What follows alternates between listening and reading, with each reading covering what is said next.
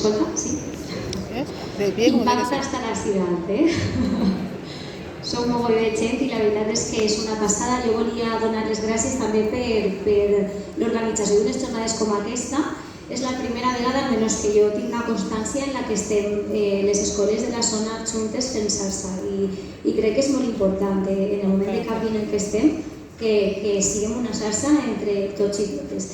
De fet, jo avui estic ací precisament per això, per a compartir amb vosaltres cosetes que jo faig a l'aula, que dissenye, i tot el que vos vaig a explicar i que aneu a veure projectar, a l'acabar la ponència tindreu accés a tots els materials i tot el que vos explicaré. Sempre m'agrada començar fent al·lusió, molts de vosaltres ja heu fet formacions en mi i hi ha algunes coses que ja coneixeu, no? Sempre m'agrada començar fent al·lusió a la necessitat de canvi de mirada. Estem en un moment de canvi, la societat canvia constantment i evidentment l'escola també és necessari que canvi.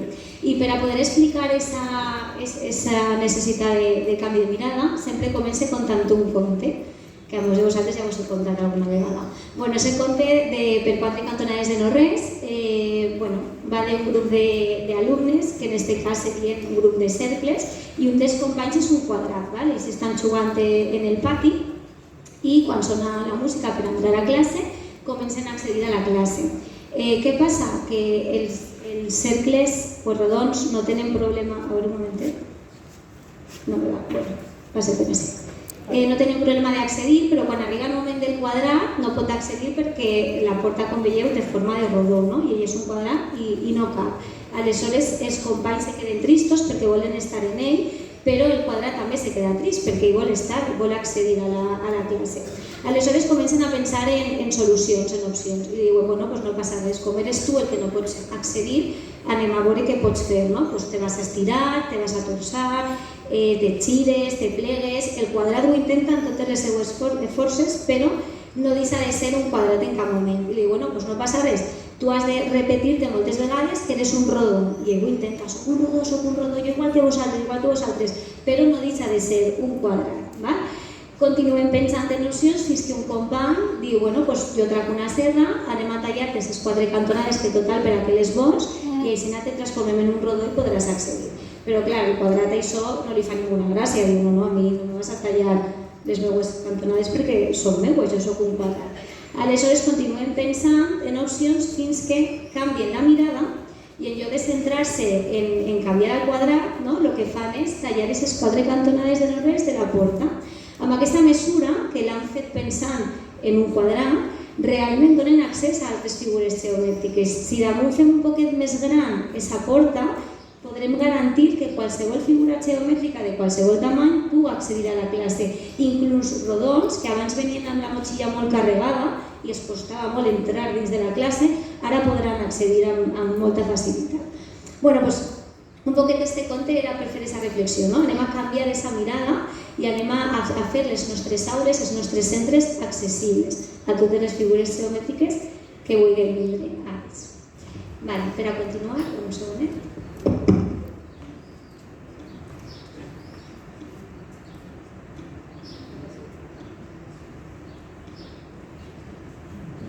Ara ja sí començaríem amb la presentació. Jo el que vos vaig a compartir avui és el disseny de paisatges d'aprenentatge competencials dins del que seria el disseny universal de l'aprenentatge. És una proposta per a introduir el disseny universal de l'aprenentatge a les nostres aules i fer unes aules més accessibles, tallar aquestes cantonades de les que parlàvem abans. El primer, com us he comentat, és aquesta necessitat de canvi de mirada i normalment, molts de vosaltres ja coneixeu, poso un trosset d'aquesta pel·lícula. Aquesta pel·lícula la teniu en YouTube, abans estava en Netflix, però ara ja no està en YouTube, sí que està, és Estrellas del cielo en la tierra, està en versió original subtitulada en castellano. I a mi m'agrada posar sempre aquesta escena, que és molt curteta, són 4 minuts. La pel·lícula va d'un alumne que té dislèxia, acabem de diagnosticar-lo, està en tercer de primària, havia repetit, la família no sabia ja què fer en ell perquè ell havia agafat el rol de vago, de no voler treballar, no faig les coses perquè no vull. Aleshores el que fan és matricular-lo en un internado i quan comencen a treballar en ell, el mestre el que fa és detectar que el que és una dislèxia i que no se li havia donat una resposta educativa adequada, no? I per això ell, abans de quedar en evidència de tinc una dificultat, doncs el que faig és quedar de vago, no lo hago porque no quiero. Y el trocet de la película que después es el momento en el que el mestre va parar en la família a explicar realment el que està passant. I m'agrada molt posar-lo perquè en la mare també se veu, però sobretot en el pare, se veu aquest canvi de mirada. El pare canvia la mirada d'estar enfadat perquè no entén el seu fill i pensa que és una decisió seua, no? Me comporta i si no faig això perquè vull, a entendre que no és una elecció, que té una dificultat a la que no estem donant resposta i que no estem atenent. Bueno, pues el pose. A veure si s'escolta. Me pica el brazo. Ay, ¿dónde está? Sí.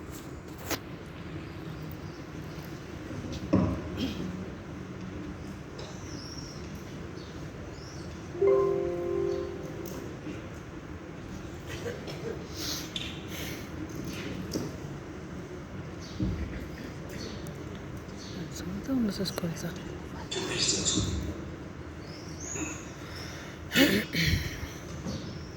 रास्ता नहीं पिछले साल third standard में फेल हो गया यकीन करें third standard और सुधरने के कोई आसार नहीं ये मेरा बड़ा बेटा हर क्लास में हर सब्जेक्ट में पास करता है और वो दूसरा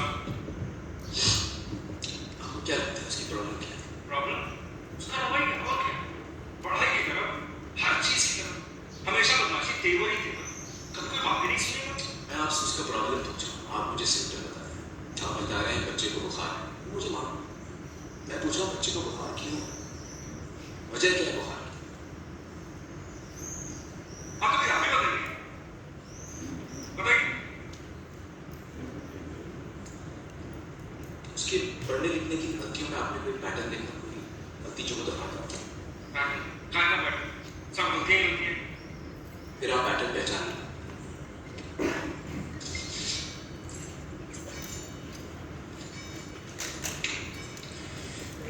ये देखिए, ये बी की जगह डी तो डी की जगह एक जैसे लिखने वाले अक्षरों के बीच में कंफ्यूजन। बोलिए ऐसे यार होटल है, बल्कि कई सारे अक्षरों के लिखे। ये देखिए छोटा एच छोटा डी, देखा मेरे लिखे एक ही पेज में तीन अलग अलग स्पेलिंग। इसका मतलब कोई एक बार स्पेलिंग मुझे याद नहीं सकता। दूसरी बात, एक जैसे शब्दों को मिक्सअप करना, ये टीओपी टॉप बन गया पीओटी, एसओआईडी सॉलिड बन गया एसओआईडी। क्यों बेवकूफ है आलसी ना? मेरी समझ से उसे अक्षर पहचानने में दिक्कत है। जब आप APPLE एप्पल पढ़ती है तो आप अपने दिमाग में लाल लाल एप्पल बना लेती है। विशाल एप्पल पढ़ ही नहीं पाता शायद, इसलिए मतलब नहीं समझ पाता। पढ़ने लिखने के अक्षरों की आवाज, उनकी बनावट, शब्दों का मतलब समझना जरूरी है। ये अहम जरूरत ईशान पूरी नहीं कर पाता। ऐसा कुछ नहीं है, ये सब बहाने हैं, पढ़ाई कर लेंगे।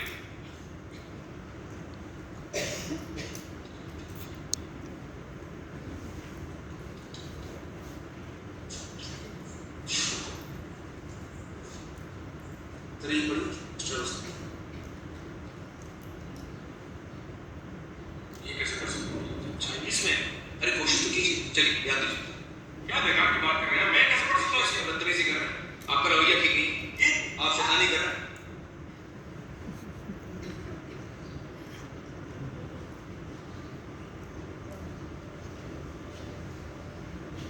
कुछ ऐसी ही कैफियत होती होगी ईशान की, अक्षर ही समझ में नहीं आता।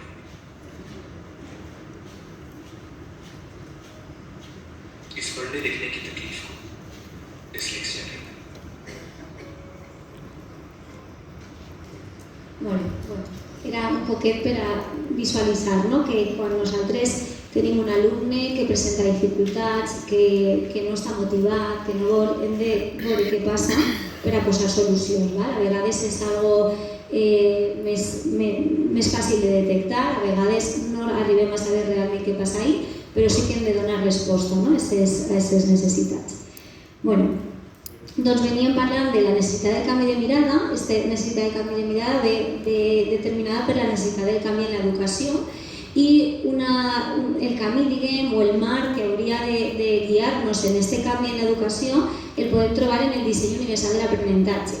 I una proposta per a introduir el disseny universal a les nostres aules, a les nostres escoles, seria la creació de paisatges d'aprenentatge competencials per assegurar l'èxit educatiu de tot el nostre alumnat. Comencem. Anem a tractar 5 punts per a que us pugueu estructurar un poquet en el que us vaig explicar. Anem a començar explicant què és un paisatge d'aprenentatge, després quins elements composen el que seria el paisatge d'aprenentatge competencial, que és la proposta que jo us compartiré, quines aplicacions podem emprar per a fer el disseny i vos he enllaçat cada una de les aplicacions en vídeos tutorials per a que les pugueu utilitzar i els exemples pràctics dels paisatges d'aprenentatge que jo he dissenyat. En aquest punt, en el 4, veureu una evolució.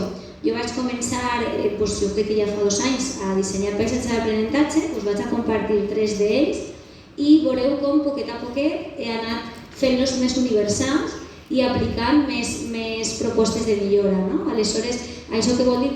Que hem de començar per algun punt i anirem millorant cada vegada més, però ens hem de llançar a començar a dissenyar-los. I per últim, en el punt 5, no perquè sigui l'últim, el menys important, com avaluar tot el procés de l'aplicació dels paisatges. Comencem explicant un poc què és un paisatge d'aprenentatge. Realment un paisatge d'aprenentatge és una ferramenta pedagògica que el que ens ajuda és a donar resposta a la diversitat del nostre alumnat. L'alumnat el fem autònom per a que navegue o viatge per una unitat didàctica o diverses, perquè podem dissenyar només una unitat didàctica o podem enllaçar diverses unitats didàctiques en el paisatge d'aprenentatge, oferint diferent nivell cognitiu i que té relació amb el currículum. El punt inicial d'un paisatge de disseny d'un paisatge d'aprenentatge és la matriu de programació. Jo vos he enllaçat 2 matrius de programació, l'original, diguem, ara us l'explicaré, i la proposta que jo he utilitzat, perquè aquesta proposta que jo he utilitzat el que fa dels paisatges és convertir-los en competencials, que va molt lligat al nostre currículum. Bé, a l'hora d'utilitzar aquesta ferramenta és superimportant que tinguem present el disseny universal de l'aprenentatge. Com us he comentat abans, seria el marc de tot el procés. El disseny universal de l'aprenentatge, ara vos posaré un xicotet vídeo, que és la visió romàntica del DUA, que dic jo, que està fet per Coral Elizondo, però no volia deixar de compartir-vos un article de Carmen Alba Pastor on se defineix molt bé què és el disseny universal de l'aprenentatge. De fet, el teniu per a tindre els principis del disseny presents, el teniu enllaçat perquè la presentació aquesta la tindreu, ahir el teniu per a poder-lo llegir i aquí està en àudio, per si algú diu, llegir-lo no, però vaig a escoltar-lo, el tindríeu ahir. I aquí trobeu l'enllaç de l'organització del CAST, que és la que va fer la investigació de les pautes del disseny universal. Com Carmen comenta en aquest article, que jo vos recomano llegir-lo i fer un claustre pedagògic, perquè se pot avançar moltíssim en els nostres claustres fent això, llegim un article i després el comentem entre tots, fem una tertúlia. Doncs Carmen Alba Pastor el que ens comenta és que l'origen del disseny universal està en l'arquitectura. Se donaren compte que construïen els edificis i quan estaven construïts havien de fet actualment ens passa en els carrers, sempre estan tallant, és que aquí faltava un cable, és que aquí faltava no sé què. En els edificis igual, feien més escales, anem a llevar-les i anem a fer una rampa, ara falta ficar una barana, ara falta l'altre. I es donaven compte que ahir estaven realment perdent diners, perquè era el moment de la construcció, però després anar retocant. En lloc de fer això, el que feren era plantejar-se estudiar quines necessitats tenia la societat. Anem a veure quines necessitats n'hi ha i anem a donar resposta directament ja en la construcció d'un edifici que tingui en compte totes aquestes necessitats. Aleshores, aquesta idea, pensada en l'arquitectura, el que va fer l'organització del CAST és aplicar-la en l'educació. Van dir, en lloc de fer una programació com fem nosaltres i després tindré que fer una adaptació de la programació per a l'alumne que té necessitat, no. Anem a veure quines són les necessitats que tenim, anem a comptar en les fortaleses i seguint les pautes, n'hi ha 3 pautes de 3 principis en el disseny universal, seguint aquests 3 principis que ens donen unes pautes, anem a donar resposta, anem a garantir fer una resposta universal per a qualsevol alumne o alumna. Aleshores, vos poso el xicotet vídeo per a que vos doni un poquet la visió romàntica del DUA i avancem.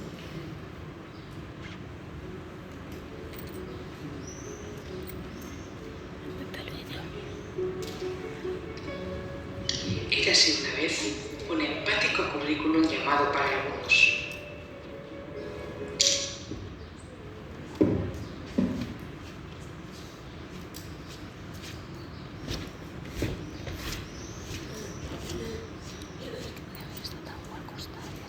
Sí, de verdad que sí. Para algunos, Tendré que minimizar esto. Igual sale por ahí. ¿No? Ahí. Abajo. Esas.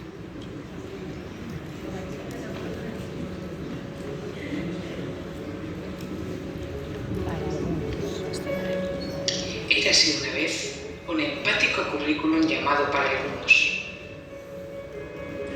Para algunos, ofrecía a algunos estudiantes oportunos y circunstanciales ajustes para su aprendizaje.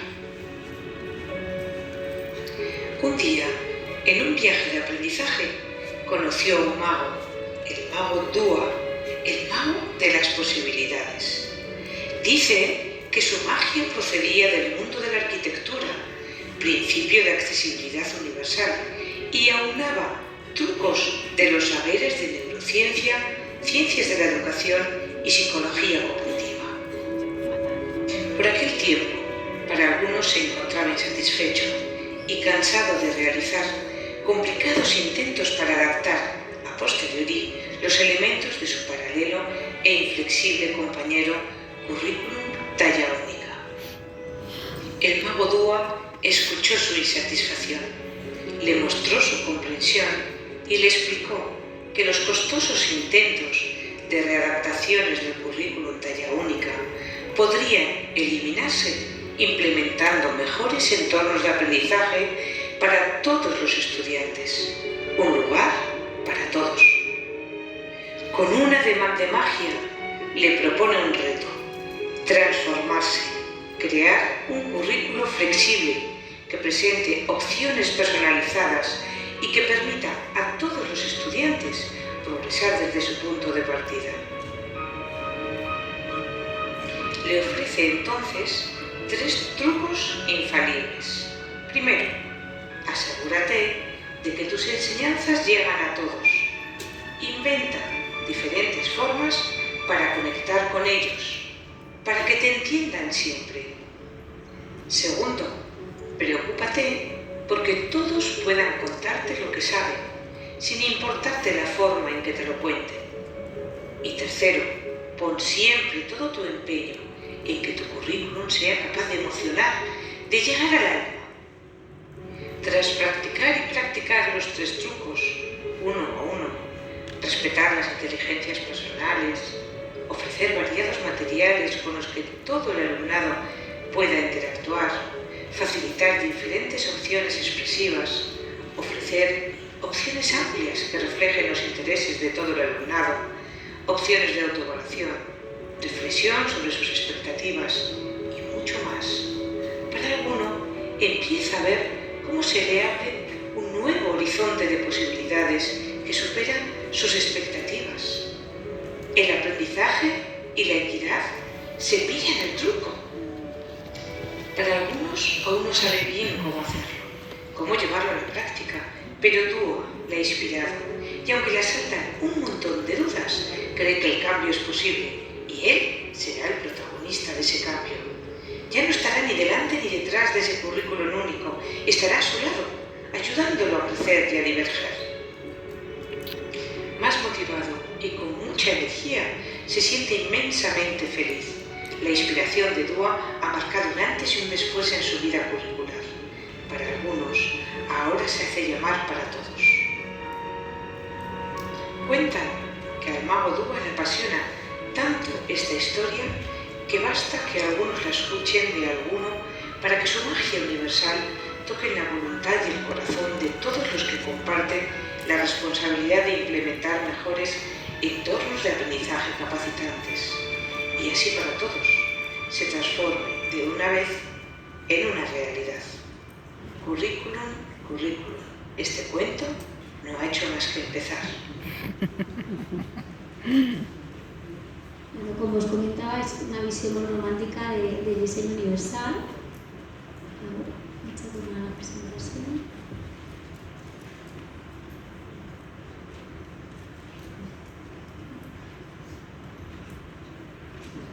I que fa una al·lusió als nostres principis, no? Al principi de motivació, hem de garantir que el nostre alumnat estigui motivat, i quan tenim algun alumne que no està motivat hem de detectar per què està passant ahí, no?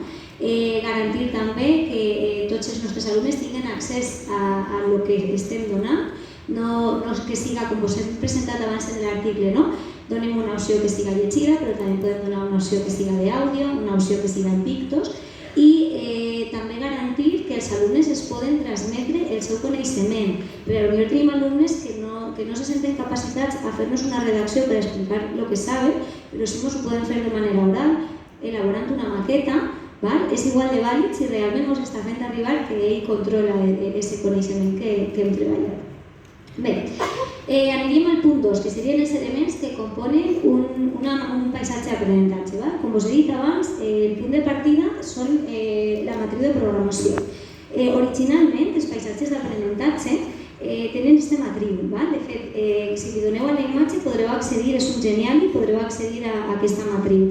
Aquesta matriu relaciona les intel·ligències múltiples amb els processos cognitius.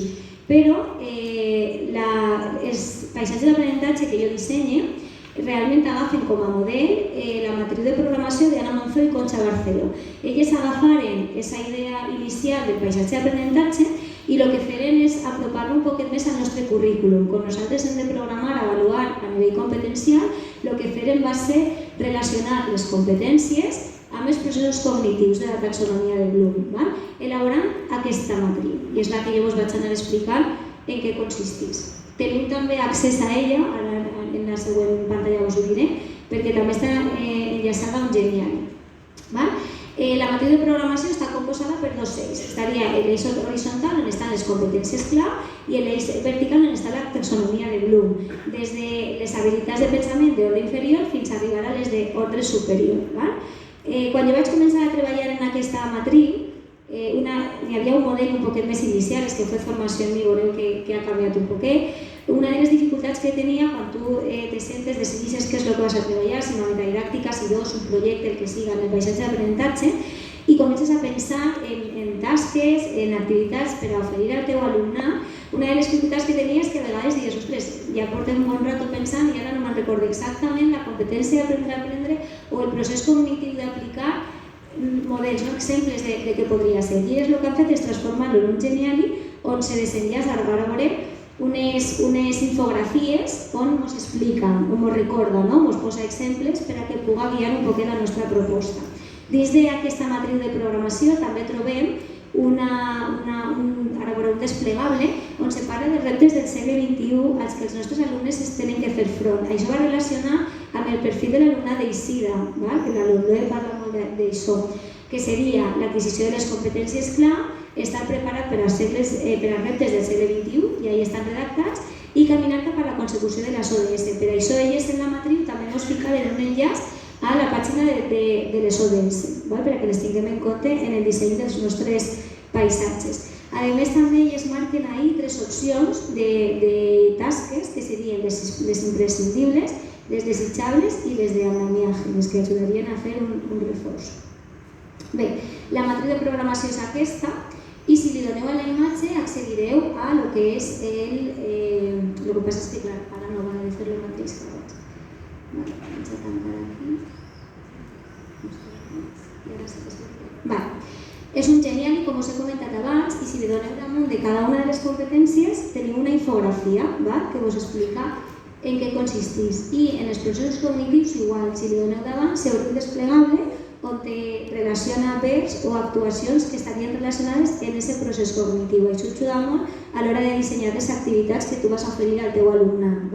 A més, dins dels reptes del segle XXI, com us comentava, estan redactats per a que els tinguem en compte també, i i ens enllaça a la pàgina de les ODS, els Objectius de Desenvolupament Sostenible. I ahí en cada un d'ells, imagineu que coneixeu la pàgina, entreu i informació i propostes per a fer. Doncs el primer pas que faríem a l'hora de dissenyar un paisatge és aquest. Nosaltres agafaríem aquesta graella. Jo normalment l'agafo primer en paper perquè encara estic arraigada al paper i en la llapissera vaig agafant idees. Aquí faré això, aquí l'altre, en aquesta proposaré aquesta activitat. La idea és que a l'acabar de dissenyar el paisatge garantint que hem treballat totes les competències i hem passat per tots els processos cognitius. No se tracta de triar uno de cada, uno que relacione cada, perquè això seria una barbaritat i no seria realment efectiu. Però sí que garantim que quan els nostres alumnes acaben de fer aquest paisatge hagin passat per totes les competències i els processos cognitius, tenint en compte l'aplicació de les ODS i els reptes del segle XXI.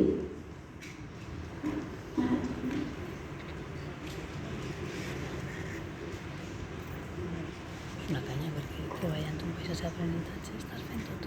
És un projecte interdisciplinari. I ja vindríem al per què fer i per a què fer paisatges d'aprenentatge competencial. Perquè té en compte que la realitat de l'aula és diversa, es dona l'opció de donar resposta a tot el nostre alumnat, perquè els motiva moltíssim fer paisatges d'aprenentatge.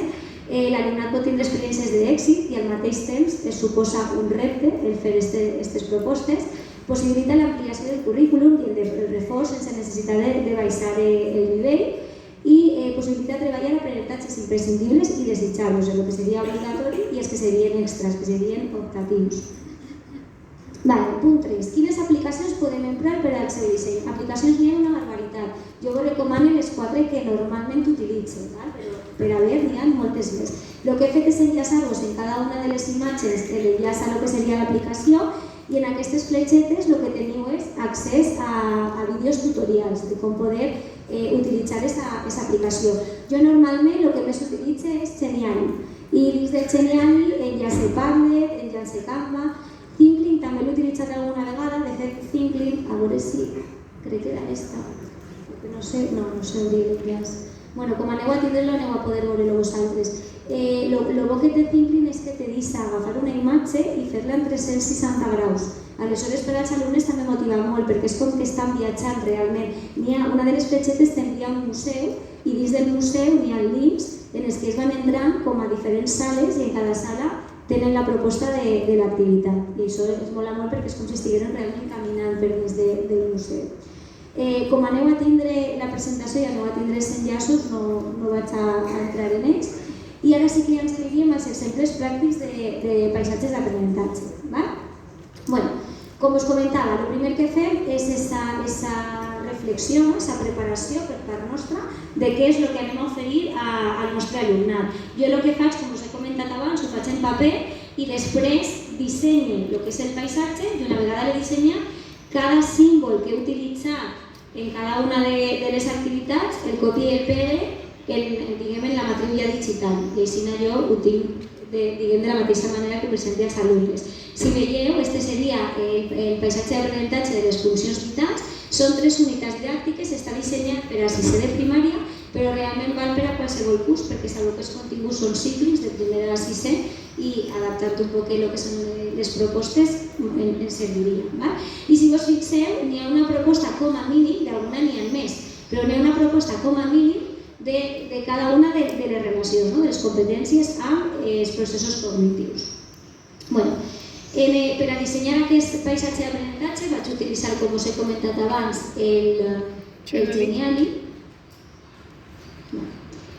i vaig utilitzar aquesta presentació. Com us he comentat abans, són 3 unitats didàctiques, serien les 3 funcions vitals i el que jo presente als meus alumnes, sempre que fem la primera sessió, els dona el contracte d'avaluació, per a després us explicaré què és, els dona l'itinerari per a que ells tinguin anotat aquesta evolució que anem a tindre en el desenvolupament del paisatge i presenta el que seria el paisatge. En aquest cas tenia un vídeo que ens ajudava a recordar un poquet el contingut i les activitats que se proposaven. De fet, una de les anècdotes que tinc en aquest paisatge és que una de les formacions, crec que va ser en Bon Repòs, si no recordo mal, una de les companyes, no sé si estarà per així, me va fer una proposta extra, perquè en un principi jo vaig oferir tres banderetes, ara us explicaré què són les banderetes, i ella me va donar la proposta d'ampliar una més, i va ser un èxit total per al meu alumnat. Bueno, entraríem en cada una de les unitats didàctiques, entraríem, i això tu ho expliques el primer dia als teus alumnes, va?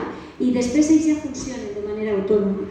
Tu us expliques que tenim 4 blocs a treballar, que de 4 blocs que tenim a treballar anem a tindre 8 sessions, és a dir, 2 sessions per bloc, i que en cada bloc el que se van a trobar és un vídeo, el play sempre és un vídeo relacionat amb el contingut que van a treballar, una estreleta, que l'estreleta és, on es desplega, les pàgines del llibre que anem a treballar. Nosaltres tenim xarxa de llibres, utilitzem els llibres de text, però com una consulta més, vull dir, els alumnes poden utilitzar-lo o no, cada un decidís si el necessita o no necessita. Perquè en este desplegable, a veure si no sé cap a baix i se ve, també tenen l'opció de veure un vídeo. Jo vaig tindre la sort, en el temps de confinament, de trobar-me amb el canal. És que no se veu, bueno, pues si no estoy aquí, tampoc veig. A veure, que vaig un poco.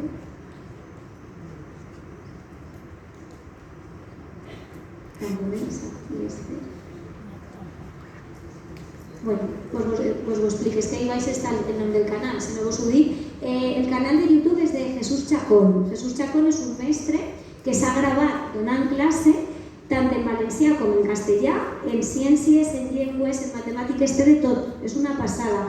Jo, en totes les formacions que he fet, sempre vos ho he dit, hem de ser inclusius però no morir en l'intento. Anem a utilitzar el que ja està creat i n'hi ha moltíssimes coses que ja estan creades que ens faciliten la inclusió de l'aula. Doncs este canal, que el vaig caure en ell per casualitat, dona la casualitat a més que explica les ciències amb el material de suport projectat del mateix llibre que tenim en el centre. Aleshores, està relacionat amb el que podem triar, si volen llegir el llibre o volen projectar, volen escoltar l'explicació.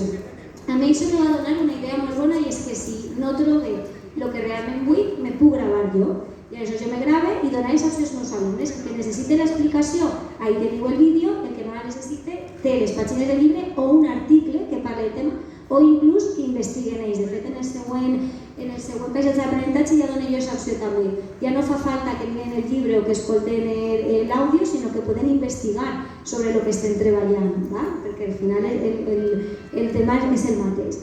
Aleshores, ells trien aquestes opcions i després se venen a treballar i aquí és on tenen aquestes 4 opcions, aquestes 4 banderetes. En la bandera de color roig el que tenen és que fer un resum, un esquema o un mapa conceptual en la seva llibreta o també es dona l'opció de que puguem fer-lo en la tablet, en Minmodo és una aplicació, bueno, n'hi ha moltes, però jo utilitzo aquesta molt, és gratuïta, val en qualsevol dispositiu i poden fer-lo ahí. Estaria en el procés cognitiu de crear perquè creen ells algo de lo que han treballat. Després tindríem la bandereta blava, que seria copiar l'esquema dels continguts donats. Com veiem, en cada un dels blocs jo he enllaçat un esquema. Aquest esquema, aquesta imatge l'altre d'internet, estava fet allà de tots els continguts que s'han treballat. Aleshores, aquí simplement el que hauríem de fer és copiar. Una de les coses que no va passar és que jo vaig fer aquesta opció pensant en els alumnes NESE. Vaig dir per als alumnes NESE, tenen la informació, copien l'esquemeta, treballen l'ús de la llibreta i demés. No van ser els que van triar això. Una de les alumnes que més havia pensat jo que no va triar aquesta opció, quan jo vaig anar a comprovar quina bandereta havia triat, estava fent un resum, havia triat la bandereta roja i vaig dir, anem a veure, i estava fent un resum ben fet. O sigui, que el donar opció a aquells trient a vegades m'ho sorprenen, no? De dir, ostres, jo no haguera pensat que podia arribar a fer això i m'està demostrant que sí. També ells agafen molta confiança en llançar-se. I la de color verd seria fer un dibuix a la seva llibreta que resumisca els continguts, per què no van? Hi ha molts xiquets que s'expressen molt millor dibuixant i creant. Aleshores, aquesta també és vàlida si realment me representa que se sap el sistema digestiu, les seues parts, etc. I aquesta bandereta groga, que és la que va proposar la companya que us he comentat abans, era per què no trien ells una opció? Perquè a vegades no se mos ocorrís a nosaltres totes les opcions que ells poden tindre en el camp. Ahí me van sorprendre mogolló perquè vaig tindre alumnes que van fer maquetes, van dissenyar maquetes i vaig dir, ostres, que guai, no hauria pensat jo que podrem fer una maqueta. Van fer l'artbooks, apunts interactius, un munt de propostes i va estar molt bé. Agraïs molt a la companya que ho va oferir perquè va ser un èxit total. Com us he comentat, cada una de les columnes funcionarien igual, tu ho expliques als alumnes i ells se posen a treballar. El que sí que fas és cada vegada que comencem la sessió recordes, estem en la tercera sessió, hauríeu d'estar començant ja el segon bloc, i així ells se van autorregulant. El que també fem és, normalment quan apliques paisatge d'aprenentatge són 2 mestres en l'aula, tenim l'aula d'informàtica oberta per a que puguen anar allí, estem en l'aula ordinària, també tenim tablets en l'aula i ells tenen completament la llibertat d'anar i tornar. De fet, enguany el que m'ha passat, els meus companys que estan per ahí ho saben, han arribat a estar en quadres i en classes diferents perquè tenien que gravar-se, s'estaven fent vídeos, no podia haver soroll i tenen molt de moviment, que això també els motiva molt per a l'aprenentatge. I estan treballant, que els meus companys me diuen, ostres, que van i venen, però és que estan treballant, s'estan gravant, estan fent, que estan motivats cap al treball. Altres coses que m'han passat, doncs, un alumne d'altes capacitats, com ells tenen un registre, un itinerari, marquen la bandereta que trien. Quan ja anàvem per el tercer bloc treballar, una de les coses que m'ha passat és que ell només utilitzava la bandereta roja i sempre anava al Milmodo, altes capacitats, seguretat, jo sé que això ho faig bé, no me vaig equivocar. I quan ells se posen a treballar, com és un treball autònom, te dona temps a anar uno per uno, i porten un registre també, i me senten ells, i es dic, a veure, què és el que estàs fent, vas registrant, i què has triat, i diguem que els ajudes a allà estar realment avaluant, perquè estàs detectant si algú està tenint alguna dificultat i estàs animant-lo donant-li solució. El cas d'aquest alumne és que ell triava només la bandereta roja, i li vaig dir, no, això ha de canviar, anem a fer una bandereta groga, i anem a fer un genial, i te vaig ensenyar a fer igual que este paisatge però creat per tu. Clar, la reacció d'ell va ser, no, perquè si me sale mal, que jo això no lo controlo, jo això no sé. Me vaig seure en ell, li vaig obrir el geniali, me vaig sentar en ell i als 2 minutets me cridaren per atendre un altre alumne, li vaig dir ara vinc i continuem. Me'n vaig anar i quan me vaig recordar s'havia acabat la classe. I jo vaig dir, bueno, ara aniré allí, segur que el xiquet està engoixat, és que claro, ves, no m'ha dado tiempo, yo tendría que haber hecho lo otro. I vaig dir, li donaré més temps i no passa res. I quan vaig arribar havia fet una presentació genial increïble, al·lucinant. Quina ganància va tindre aquest alumne amb discapacitats? El llançar-se, trencar aquesta por que a vegades tenen de dir, i si m'equivoco, i si me saben mal? I després d'això estava emocionadíssim, va començar, ja no m'espeia genial, i vaig dir, no, ara l'atenció, per a que anara variant. Altres coses que m'han passat, doncs, això, el que us he comentat abans, propostes que jo no m'esperava en maquetes, d'arribar i dir, estem fent, doncs mira, una maqueta, i una passada, de ostres, que guai. I un altre alumne també, aquest alumne era un alumne TDA, un màquina de les matemàtiques, però les llengües i les ciències que jo donava, com hi havia que llegir i escriure de més, tenia esa forma de vaguete, ¿no? Que sempre tenies que no quieres.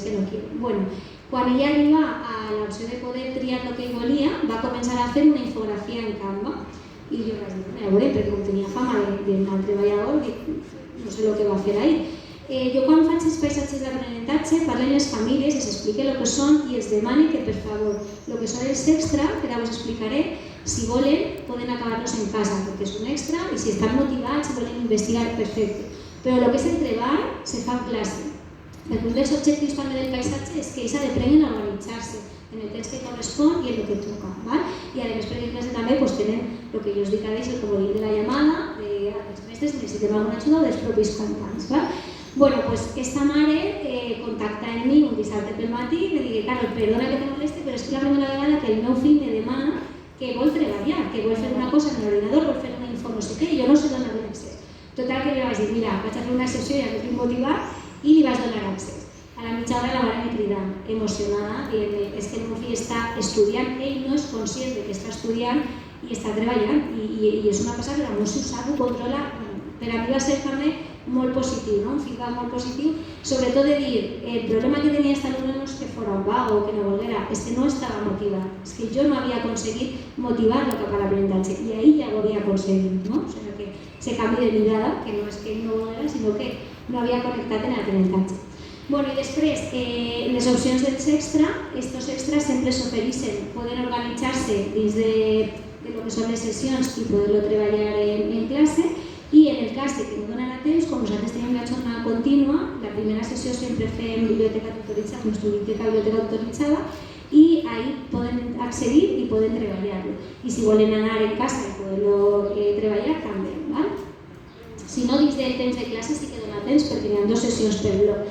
Normalment els extras solen ser més activitats competencials en les que anem a experimentar en el que hem treballat. Aquí era investigar si se pot menjar amb el cap a baix, per exemple, en el sistema circulatori comptabilitzar el número de pulsacions per minut, en el sistema excretor envia que no s'obrirà l'enllaç, així que s'obrirà. Ens envia una pàgina, i aquesta us la recomano, està molt bé, és una de les que ofereix quan tenen que investigar sobre el tema, perquè a més d'estar en escrit són com si foren articles, també se pot escoltar, i hi ha moltes explicacions de què és el sudor, què és coses que els interessa. I totes les unitats didàctiques acaben en un projecte, en aquest cas seria un projecte sobre la piràmide dels aliments, un projecte que sol ser competencial per aplicar l'aprenentatge. El que seria la unitat didàctica de la relació, no me vaig entretindre perquè no me dona temps, però l'estructura és la mateixa. Vosaltres aneu a tindre aquests paisatges per a treballar en ells si voleu, o sigui que podeu entrar, mirareu els enllaços i demés. I la funció seria la mateixa. Una de les coses que jo vull millorar, perquè l'aplicaré quan en la tutoria, és esto de aquí. Al fer-lo d'esta manera, ells pensen que han de començar pel sistema nerviós i acabar en el sistema endocrí. I no és la idea, perquè ells poden començar per on vulguin. Aleshores, el que faré és igualar l'alçada per a que visualment no tinguin aquesta sensació de què va primer i què va després. També fan treball, poden organitzar-se com vulguin. Hi ha blocs que es fan individual, hi ha altres que se junten, que se posen per parelles. També utilitzen molt el tutoritzar, perquè n'hi ha companys que volen començar a fer un Canva però no s'animen perquè no saben i en canvi tens un altre que controla mogolló, els animes a que se junten. Doncs junta-te, que ell sap mogolló i t'ensenyarà, i entre ells s'ajuden molt. Tornaríem a la presentació perquè més o menys ja teniu la idea d'este.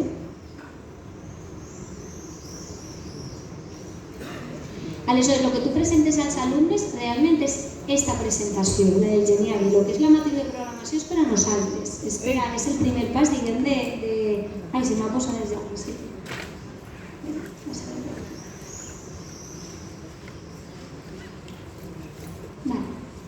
I ara ja passaríem a lo que seria l'itinerari.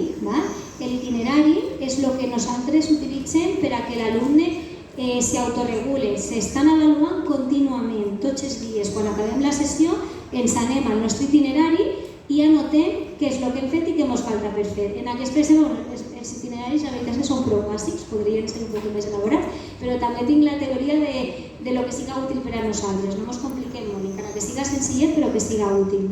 Ells aquí el que feien era pintar la bandereta que havien triat i cada dia allà anoten el resultat. Si està acabat, si està incomplet, si jo he passat per la seva revisió perquè te dona temps a passar tots els dies per tots i els he fet alguna correcció de mira, això ho has de millorar, ells ho anoten ahí per a que no se'ls oblide i poder millorar aquest aprenentatge. O sigui, realment és l'objectiu de l'avaluació. Donem resposta i l'alumne aplica. I seria un poquet la seva guia. Jo això ho tenen pegat per una cara, la cara principal de la llibreta tenen el que és el contracte d'avaluació i per darrere el seu itinerari. I quan jo vaig a la seva taula on estiguen per a revisar el treball, sempre han de tindre l'itinerari damunt la taula i el comentem entre els dos. Un altre exemple de paisatge d'aprenentatge. Com veureu, este ja és un poquet més universal i l'últim ja encara més. Este el vaig dissenyar per a 5è de primària, és el primer que començarem el curs amb aquest paisatge, imagineu-vos l'emoció per als xiquets, i aquesta seria la matriu. Aquesta és la reflexió que jo vaig fer per a proposar a l'alumne i aquesta és la presentació del genial. D'entrada, visualment ja mola més, perquè és veritat que l'altre no està mal, però no és com este, perquè ja se veu ahí, és un viatge, anem a viatjar per l'univers, jo sempre l'introduís d'aquesta manera, anem a fer viatges. I aquí el que ens explica, la primera sessió entreguem el contracte, entreguem en aquest cas en lloc de ser un itinerari, era un itinerari però estava fet a modo de passaport, perquè com anem a viatjar necessitàvem tindre el passaport per a poder viatjar. I aquí el que us vaig explicar, i en el passaport estava marcat, és que n'hi havia 4 viatges a fer. Teníem el viatge per l'univers, la Lluna, la Terra i un planeta en vida. Les activitats d'inici les fèiem tots junts, que és la primera que fèrem, el Sol estaria en els grups interactius i el que era l'astronauta és quan ja fèiem l'autoavaluació. Us expliquem un d'ells. Aquí m'ha Imagina't, ells triaven el viatge que volien fer i es va dir el mateix, n'hi ha 4 viatges a fer, 8 sessions i en cada sessió jo recordava, estem en la segona sessió, hauríeu d'estar acabant el primer viatge i ells s'organitzaven. Hi ha alumnes que fan de tirereta totes les activitats i se deixen 2 sessions finals per a fer extra. Hi ha alumnes que fan una sessió de treball, la següent sessió extra, treball extra. I hi ha alumnes que fan el que són les activitats i els extra, com us he comentat, en les extraescolars. Comencem i aquí us donem aquestes 2 opcions, o l'opció de llegir les pàgines del llibre, en aquest cas, o l'opció de veure el vídeo. El vídeo està enllaçat al canal de Jesús Chacón, com us he comentat, de l'explicació d'aquest contingut. I una vegada han fet això, ja se posen en marxa. En aquest cas, tenien que realitzar una de les activitats proposades en la que explica a quin lloc de l'univers t'agradaria viatjar, com l'imagines i com creus que seria la teva visita allí. I tenen 4 opcions. O bé descriure, que per a descriure tenien una plantilla, la podien fer, alguns la feren en Word, altres la demanaren en paper i la van fer en paper. Tenien l'opció de crear algo en Canva o en Geniali, que estan els enllaços a les aplicacions. Tenien l'opció de fer exposicions, ells se graven. Jo en un principi havia pensat en el col·le tenim una gravadora que se gravaren com si fos un podcast, però ells se graven en les tablets i a més fan uns muntatges molt xulos en decoració i tot. I per últim el tema de dibuixar. En el dibuix sí que se torna a explicar que han de tenir en compte que ha de reflectir tot el que se demana, que no és un dibuix de l'univers i ja està, sinó reflectir el viatge que farien a l'univers, a quin lloc i les característiques que tindria. Qualsevol d'aquestes opcions és vàlida per al treball que estem realitzant. I després tindríem els extra. En aquest cas, este extra és un vídeo sobre el viatge de l'espai i en este altre utilitzar l'aplicació de SkyMap. Aquesta aplicació també és gratuïta, la podeu tindre en les tablets i els agrada mogolló per estudiar les constel·lacions. És molt interessant. Això ho tindrien en cada un dels viatges. Com veieu, se donen diverses opcions per a que es poden triar, copiar, crear, exposar. Sempre tenim l'opció de llegir o d'escoltar el contingut i les opcions extra. I després tindríem el que us havia dit del sol, que serien els grups interactius. Aquestes sessions sí que són quan jo els dic, sí que dic tal dia farem els grups interactius, perquè com han d'accedir els voluntaris ha d'estar organitzat el dia que corresponga. I, per exemple, una de les coses que canvia és el tema dels esquemes. A mi m'agrada molt treballar els esquemes perquè quan jo era alumna vaig treballar mogolló i m'agrada. Però me dono compte que tinc alumnes que sí, que els esquemes els funcionen, però altres no tant. Aleshores, el primer que vaig fer era ampliar a que crearen un Mindomo, i a molts d'ells que ja no fan el paper, fan Mindomo, però a més enguany he ampliat a que puguen exposar en jo d'escriure o de crear el Mindomo en el teclat, que se graven contant el que han treballat, que puguen explicar-ho. I la veritat és que ha estat molt bé, perquè a més ha hagut una evolució, perquè el que us vaig ensenyar ara el paisatge és l'últim que he fet, este va ser el primer, hi ha hagut una evolució molt gran, començaven gravant-se i estaven llegint. I com era la gravació, te sentes a veure en ell i te quedes mirant i dius, ja, claro, se nota mucho, ¿verdad? Que han de millorar aquest aspecte. I ara en els últims que han fet ja no estan llegint, ja estan explicant, han entès aquest canvi perquè s'han vist gravats, perquè moltes vegades te fan exposicions en classe, estan en el guionet i no se donen compte, però si se veuen gravats i que diuen, ostres, claro, és que se nota molt. I això també els ha facilitat molt. I bueno, per últim, esta que seria l'activitat d'inici és la tècnica round robin, en la que fem una pluja d'idees, el que recordem i no recordem. I per últim tindríem l'autoavaluació, que en aquest cas jo els vaig fer un Google Forms. I la vaig utilitzar per a ells, per a que ells s'autoavaluaren, no per a jo qualificar. És per a que ells tingueren en compte realment el que recordaven o no.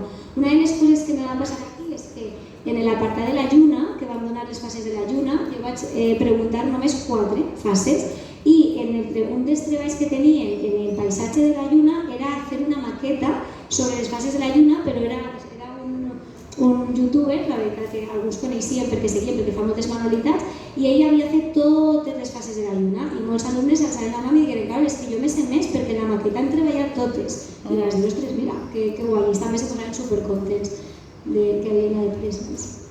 Doncs més o menys us feu la idea de lo que seria el paisatge.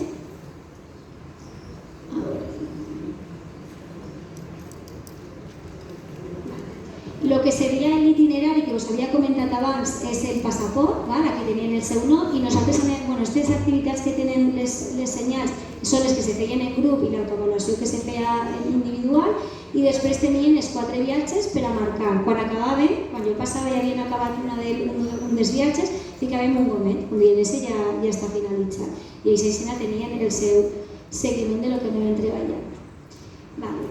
Després, este ja és el que he dissenyat per a guany, la funció de relació. L'he dissenyat per a 5è de primària, però ens val també per a qualsevol curs. Aquesta seria la matriu de programació i el que he fet, perquè en el disseny del paisatge d'aprenentatge veureu que sí que hi ha alguna activitat que està relacionada amb les ODS, però molt poquet. I el que he fet en aquesta unitat és donar un passet més i aplicar-les més en el disseny del paisatge. Una vegada està feta la matriu ja ens aniríem a el que és el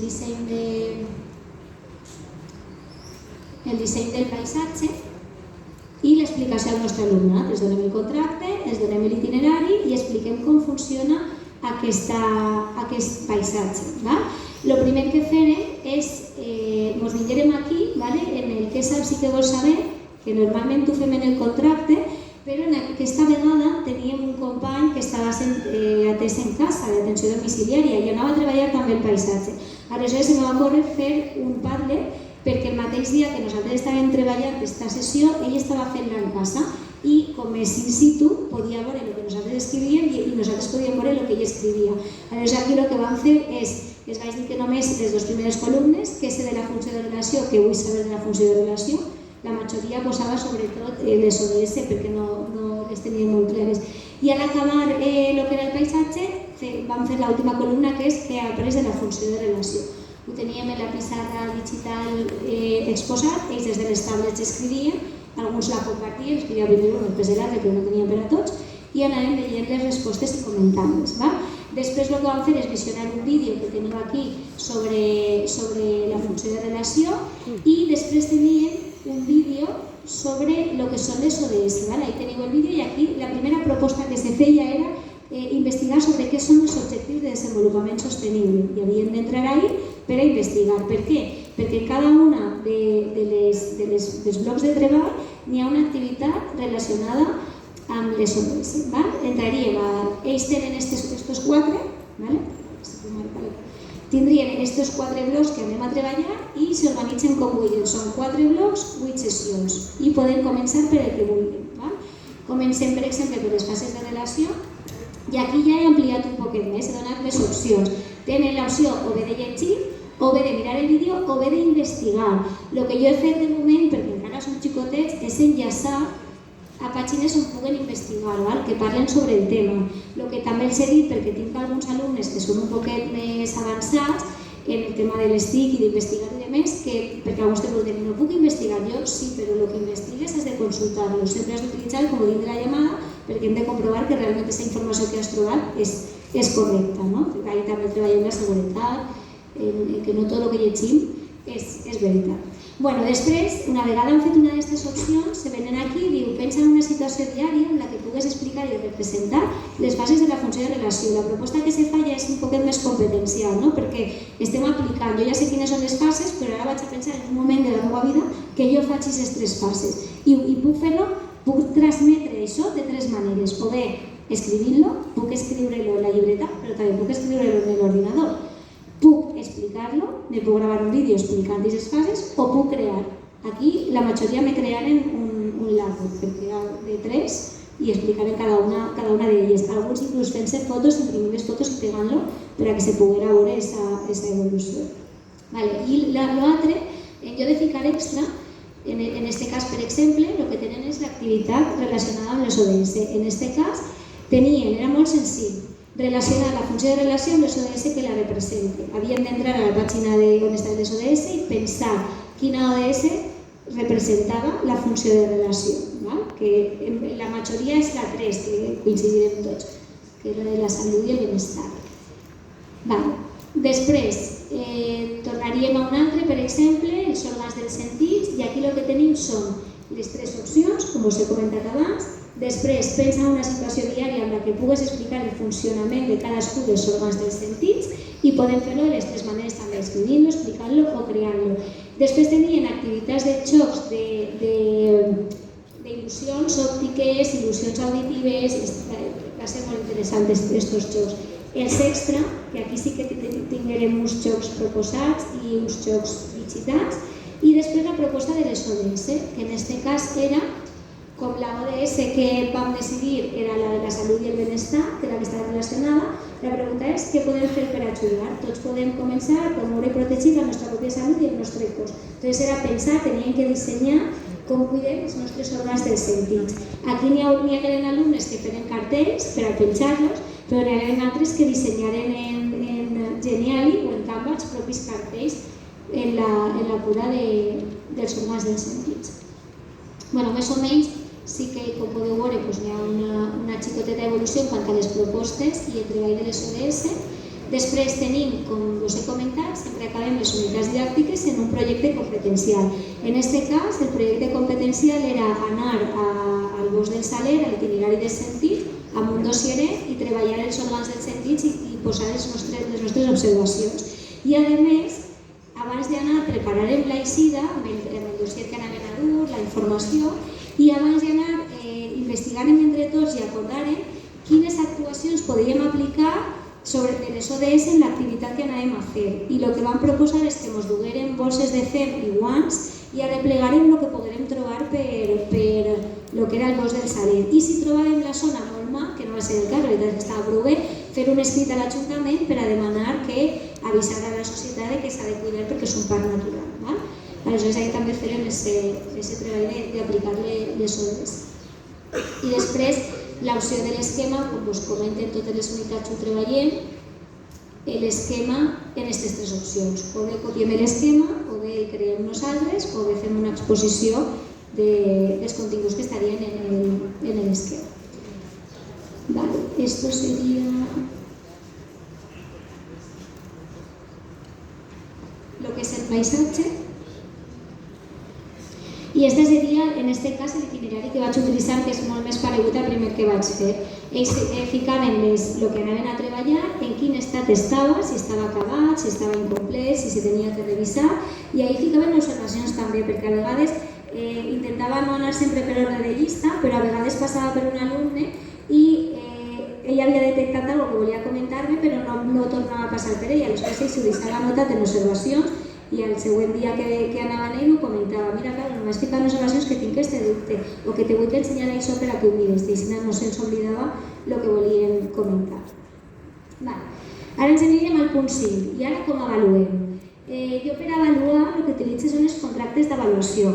El contracte d'avaluació el que fa és presentar a l'alumne què és el que anem a treballar i com anem a treballar-lo, com se'ns va demanar. En aquest cas, este seria el contracte d'avaluació de l'univers, del paisatge d'aprenentatge de l'univers, i si vos fixeu, ens demana el que estava demanant del paisatge. L'univers s'ha d'escriure, representar, exposar o dibuixar un lloc de l'univers, com seria viatjar allí, com ho imagina i com seria visitar-lo. Realment és la proposta que tu fas en el paisatge, ells ho tenen ja des del principi. A més, jo els contractes d'avaluació els utilitzo com una rutina de pensament. Ens autoavaluem al principi, abans de donar la unitat, i ho fem al final, ho fem en colors diferents, en blau i en roig, per a que pugueu veure l'evolució. Ells marquen la creueta en si se consideren que van a saber-lo fer o no, i quan acabem la unitat tornem a fer-lo. És una passada, sobretot les primeres vegades, després ja s'acostumen i no tant, però la primera vegada que ho feien estaven allà insegurs damunt la primera unitat, venien de l'estiu, estaven, no me sé nada, i quan acabaren tots, ostres, Carol, ara tinc totes les creuetes en què sí que ho sé fer, mare meva, i jo pensava que no, perquè no me'n recordava, i ells mateixos s'autoavaluen i se motiven. Ahí en observacions, per a que ells puguen ficar alguna observació si ho consideren o que nosaltres puguem posar-la també, s'expliquen les actituds personals que s'han de tindre en compte i les socials també, se marquen una proposta de millora per a que siga realista. Jo sempre us dic una, tu que penses que pots millorar en el treball d'aquesta unitat, i signen com que estan d'acord en el contracte. No fa molt en una formació me preguntava una companya i hi ha alguna vegada que algun alumne no hagi volgut signar? De moment no va passar. De moment tots han estat d'acord en el contracte que s'ha presentat. També hem d'estar oberts a que es puguen fer propostes, encara que són xicotets, alguns d'ells potser tenen idees de canvi, per què no en lloc d'esta proposta poden fer aquesta altra? I si és convenient se podria negociar, perquè al final és un contracte. I després aquí estarien les observacions de la mestra. Ara anem a aquest moment de negociació. Jo faig això amb els meus alumnes a l'inici i al final de la unitat, i quan acaba la unitat, en tot el procés hem estat avaluant, com us he comentat abans, però ahir hem de les coses per a convertir aquesta avaluació en la qualificació, no? Perquè al final hem d'anar a qualificar. Aleshores, jo faig les meves observacions, els meus alumnes no parlen de notes, jo les notes les passo a les famílies per web família, però els meus alumnes no parlen de números, parlem de l'aprenentatge que hem tingut. Jo em quede, faig les meves observacions i la següent sessió és la sessió de negociació. La sessió de negociació que jo tinc, jo envio un treball individual aquest dia per a que vagin treballant i jo els vaig cridant un en un, i venen a la meva taula i aleshores ahí tenim els treballs que han realitzat, el que han treballat i les meves observacions. I aquest moment és el que jo anomeno moment de negociació, perquè un contracte al final se negocia i ells poden negociar. Imagineu-vos que tenim el cas de que en el projecte que han fet de grup, que era fer un diorama del sistema solar, han invertit 2 planetes. Jo ahir ho he anotat, no està en l'ordre corresponent. Doncs si l'alumne ve i me diu, Carol, que tens raó, és que me vaig equivocar, però jo me sé l'ordre dels planetes, mira, és este, i ho acabo de rectificar. Ahí n'hi ha aprenentatge? Sí, perfecte, i l'agafa negociat. M'ha demostrat que s'ho sap, que en tot moment està donant-se l'aprenentatge. Normalment ho tenim com que ja se tanca, una vegada qualifiqui ja tanquem i ja està, l'aprenentatge és continu i l'avaluació també, evidentment. I una vegada hem acabat aquest procés, ja començaríem el següent paisatge o la següent unitat. Un altre exemple que us he compartit en la presentació seria de la funció de relació. El funcionament és exactament igual que el de l'univers. I després, per a avaluar, qualificar realment, jo el que us recomano, nosaltres al centre tenim els criteris de qualificació pactats per el claustre de manera vertical, estan publicats a la web de l'escola, amb els percentatges que li donem a cada apartat. Ara els haurem de modificar i adaptar a l'alumne, però teníem ahir el percentatge als continguts treballats, a projectes, temes, actituds personals i actituds socials. Quines són les ferramentes que jo normalment utilitzo? Utilitzo les rúbriques, els contractes d'avaluació i algunes dades recollides que poden ser tant en proves en aplicacions digitals com en proves que se puguen fer en paper. Fins així seria la presentació. Us he enllaçat també bibliografia interessant que us pot servir. M'agradaria acabar amb les paraules de Paulo Freire, perquè comenta que la educación necesita tanto de formación técnica, científica y profesional como de sueños y utopías, que n'hi ha somnis que se poden complir, que a vegades és difícil, però que som una salsa. Precisament avui estem així per anotar això, que no estem soles i que entre tots i totes podem avançar. I aquí teniu el QR, si voleu enllaçar en els mòbils, directament la presentació que us acabo de fer, tots els enllaços i tot el canvi. Gràcies.